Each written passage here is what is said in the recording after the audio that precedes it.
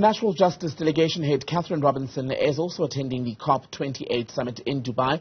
Let's speak now about collective action that's needed to address the climate crisis globally. A very good evening to you, Katherine. Good to have your time.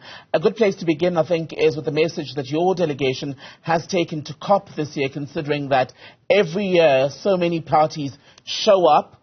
They are the same requests, yet the cries of climate activists seem to have largely, in some degree, gone unnoticed. Yeah, thanks so much for having me.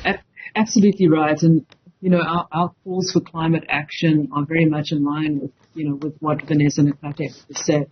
Climate action has to be human rights based. This is fundamentally a human rights issue, and a matter of self-determination.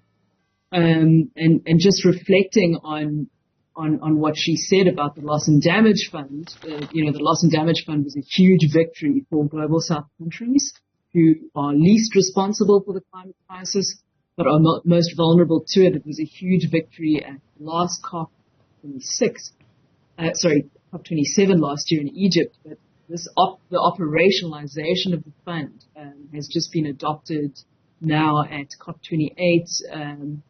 And it was very unusually adopted at the opening plenary. I think they wanted like a token victory for this COP. And although it is a victory, there are a lot of concerns about the funding arrangements itself. And the language is very weak and vague. It's non-binding language. We needed binding language for developed countries, founded on the principles of equity, common but differentiated responsibility, and historical responsibility. There's no mention of human rights. It's very vague on access to developing and vulnerable states. It's vague on the responsibility of developed countries.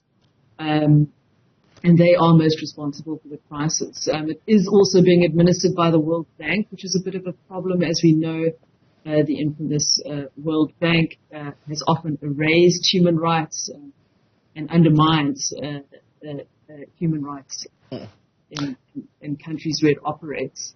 I want to touch on that issue, Katherine, just on that issue, because you've brought it up twice now, the issue of making climate action human rights based. What does that mean, and what does it mean to different people in different parts of the world, where even in a country like South Africa, for example, the experience of someone sitting in the northern suburbs in Johannesburg, for example, it can be very different from another in Soweto, and someone else in a rural part of the country such as Limpopo, KZN, and the Eastern Cape. Yeah, absolutely. Human rights-based means we have to center the people that are most impacted by the climate crisis. They have to be consulted. They have to have pre-prior and informed consent when it comes to mitigating the climate crisis, when it comes to adapting to the climate crisis, and when it means accessing funding to address loss and damage. So it really is about the people on the front lines of the crisis who are bearing the brunt of a crisis that they did not help create. It also means protecting land and environmental defenders. This is really important. We know that with the proliferation of fossil fuels, which needs to be phased out, human rights defenders and land defenders are really under threat. They are receiving both lethal and non-lethal attacks, and those attacks are on the uptick with no recourse and access to justice.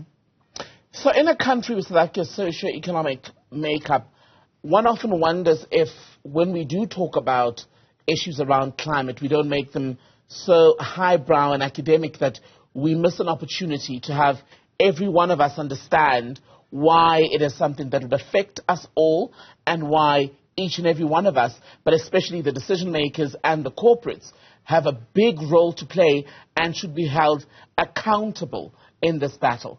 How would you rate that? Well, the reality is that the decisions that are made in these multilateral spaces have a direct impact on our national and regional policy, and does, fundamentally impact people on the front lines.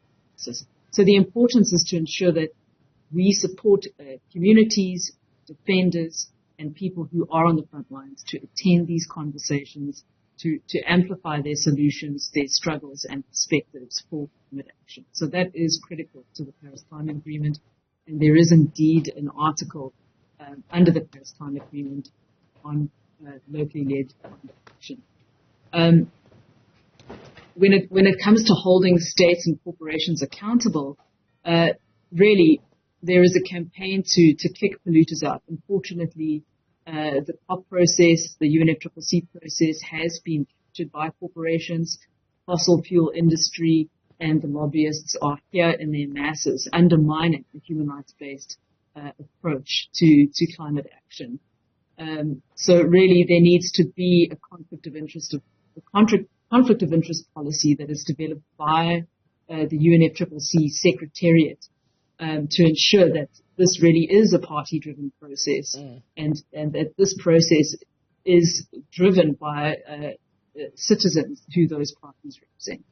And this year's COP summit is happening, of course, in the UAE, in a region that is, of course, known for the extraction of minerals.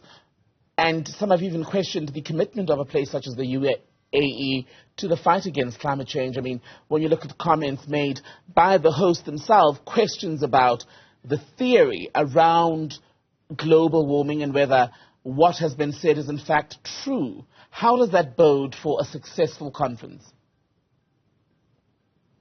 Well, it doesn't bode well at all. I mean, the fact that the chair of this COP28 is an oil executive, and that UAE is a petro-state, is in serious conflict with the mandate of the United Nations Framework Convention on Climate Change, and really undermines the principles of this climate agreement and why we're here. But this just demonstrates the level of corporate culture of the climate change agenda. It should be state-driven. We need to ensure climate justice, environmental justice, and it has to be outside of the dictates of the fossil fuel industry. So it doesn't bode well, and this is really up to civil society to push the UNFCCC to take into account this very serious conflict of interest. And we need to reiterate the science. The science is clear.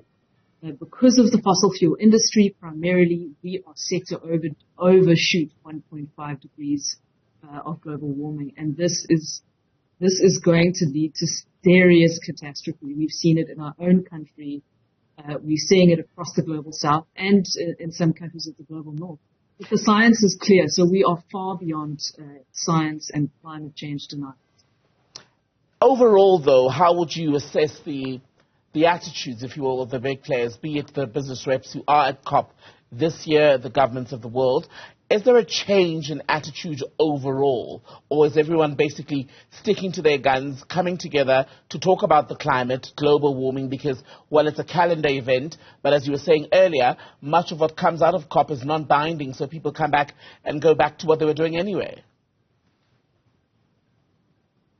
Yeah, I'm not convinced that there's a change of attitude. I think with the process of the global stocktake, which is the first global stocktake since the adoption of the Paris Climate Agreement in 2015, this is a formal process through which states are required to report on their progress towards the implementation of the Paris Climate Agreement. So I think it is calling upon states to really be honest about their progress, their emissions, their nationally determined contributions, the gaps, and therefore the opportunities. This is a critical decade for us to avoid climate catastrophe. So I'm hoping that the global stocktake will fulfill its purpose to be a ratchet mechanism to push states to really ramp up their climate ambition. We're not seeing a lot of commitment from the global north countries. This is generally a struggle at the UNFCCC processes where they tend to bully global north negotiators. They have a very take it or leave it approach to the negotiations. They're not fulfilling their commitments, and they are regularly trying to undermine the principles of the Paris Climate Agreement which were negotiated and accepted in 2015. It was about equity, historical responsibility, and common but differentiated responsibility. So it's really up to the global South to stand strong and resist the coercion of the global. Katherine Robinson, really good to speak to you. She's the delegation head for natural justice at the COP28 summit currently underway in Dubai. Thank you for your time tonight.